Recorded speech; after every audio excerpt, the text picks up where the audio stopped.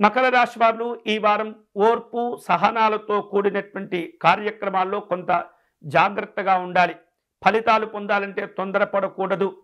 ఎన్నో రకాల మీరు పరీక్షలను ఎదుర్కొనే సందర్భాలు కూడా ఈ వారం ఉండబోతున్నాయి. కాబట్టి ఓర్పు సహనంతో వ్యవహరిస్తే కనుక మకర రాశి వారు ఈ వారం మంచి మంచి ప్రయోజనాలు సాధించుకోగలుగుతారు.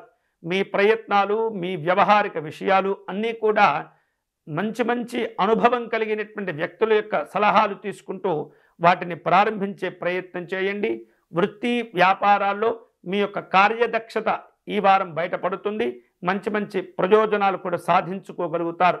ఆదాయ మార్గాల్లో రాబడికి కానీ లోటు ఉండనటువంటి పరిస్థితి ఉంటుంది. కాబట్టి కష్టపడి సంపాదించినటువంటి ధనాన్ని వివిధ రూపాల్లో మళ్ళీ మీరు వాటిని ఉపయోగించుకునే ప్రయత్నం చేయాలి. ఉద్యోగ విషయాల్లో పని భారాలు పెరుగుతూ ఉంటాయి. తద్వారా కొంత ఆందోళనకు గురి అవుతూ ఉంటారు, ఒత్తిడికి గురి అవుతుంటారు, కోపము ఆవేశాలు వస్తుంటాయి. అయినప్పటికీ కూడా మీరు ఓర్పుతో ఉండండి. కొద్ది రోజులైతే పరిస్థితులు అన్నీ కూడా చక్కబడుతూ ఉంటాయి. ఆర్థిక వ్యవహారిక విషయాల నిర్వహణ సంబంధమైనటువంటి అంశంలో మెరుగైనటువంటి పద్ధతులను కూడా మీరు అవలంబించవలసిన అవసరాలు ఉంటాయి. దూర ప్రాంత ప్రయాణాలు చేసేందుకు ప్రణాళికలు సిద్ధం చేసుకుంటూ ఉంటారు. కుటుంబ పెద్దల యొక్క ఆరోగ్య విషయాల్లో జాగ్రత్తలు తీసుకోవాలి. వివాహ ప్రయత్నాలు కలిసి వస్తాయి. అలాగే తలపెట్టినటువంటి పనుల్లో శ్రమ తగ్గించుకునే ప్రయత్నాలు చేస్తూ ఉంటారు.